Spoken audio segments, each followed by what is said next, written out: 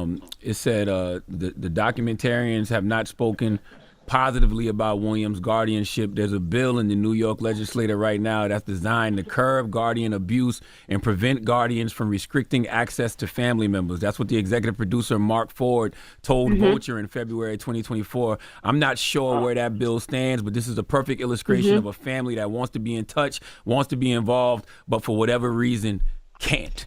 So Wow. You know? that's really the purpose of this phone call, just to let everybody know Well, that Yeah. Wendy Williams is currently trapped in a conservatorship, That's right. and she's not cognitively impaired, she's not incapacitated, she's just being taken advantage of.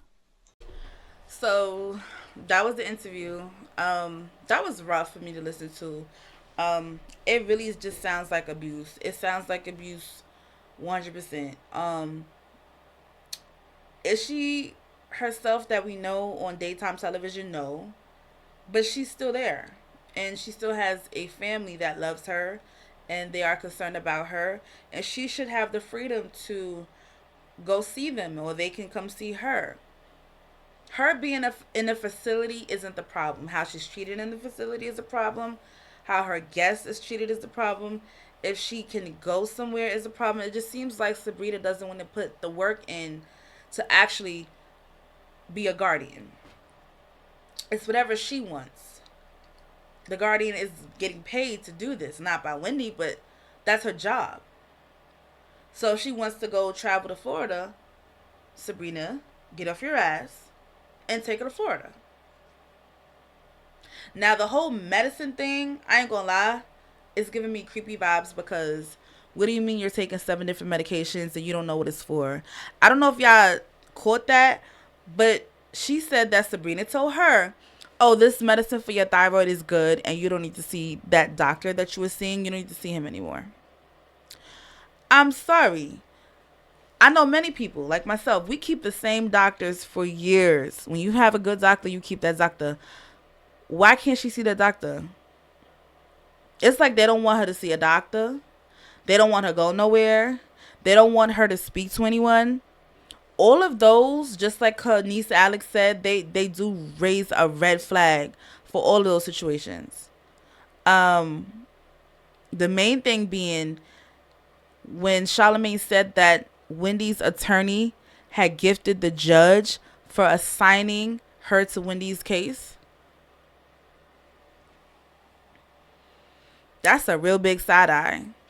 And if you ask me, I think they all need to be investigated from the judge to Sabrina, the guardian, to the damn attorney. Because what the hell is you gifting a, like, what kind of deal did y'all come up with behind the scenes in the chambers that you over here gifting the judge? Is it a money grab for all of them? Maybe the reason why they need Wendy Williams doped up, because you can't tell me when I watched the documentary, she was doped up half the time. They're not going to sit here and let her drink alcohol, so she wasn't drinking alcohol. She was doped up by that damn medication they was giving her. She didn't even know who she was. Barely. Now see, how she sounded on this interview is way better than what she sounded like on that Lifetime, whatever. And I think Sabrina wanted to sell us a visual of Wendy not being well. When the reality of it is, and I don't know if you caught this too, Alex and Wendy was like, there's a chance that they're going to take her cell phone away. There's a chance that they're going to relocate her because now they know where she is. Did y'all not hear that? That's crazy. So now because I decided to speak up for myself with my family members and I decided to do an interview, now you mad? Now you want to take my phone away? I can't call my people. Now you going to relocate me because you don't want nobody to know where I am? That's weird. To me, it seems as if the judge, the guardianship, and even the attorney, they just want to put the nail in the coffin and basically let her pass away just like that. They want her to be so uncomfortable, so stressed out, so doped up that she don't even know who she is. Therefore, whoever's touching the money, if they do have access to it, she wouldn't even ask no questions.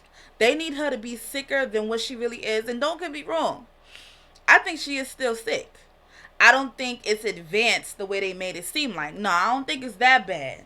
Because I don't know if you remember back in 2018, 2019, when Kelvin went on the Tasha K show, because remember she did a phone interview with him, and he said that Wendy had holes in her brain. I don't know if y'all remember that, but that's what they said in 2018. So you know it's low key bad. She might be in the early stages of dementia, but she ain't all the way there yet. She has a 24-year-old child, and she can't even enjoy life with her son because she's locked up away in this little prison here. So yeah, everything about this is off. They don't allow her to go to the doctor. Honey, she need a CAT scan, MRI scan, a full blood panel. They need to retest her for everything. And they need to overthrow that judge, change the judge, and honestly, they need to all be investigated. Because there's something that's not right. How did we miss all of this? How do we get here? How did we get here? You know what I'm saying? It's almost like they already signed her death certificate. And that's what it seems like. She's not bad. She's not as bad as they made it seem.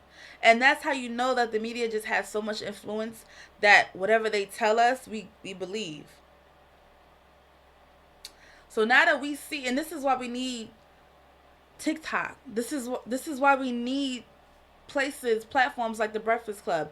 We need someone that's going to say, you know what, this is risky, this is a big chance, but I'm gonna go ahead and get the truth out here. Because this is the truth. The truth is, she's not 100%, but she is 95%. She don't need a show. She don't need a podcast, but she should be able to be with her family. And so at this point, this is abuse. And the purpose of this interview is to spread awareness and to be the voice for Wendy, because she doesn't have a voice where she is. And quite frankly, this is very, very scary to me. How they did Lauren when she went up to visit her, scary. It's giving Misery. I don't know if you remember that old movie from back in the day with Kathy Bates, Misery, when she had that man locked up in that room, that author.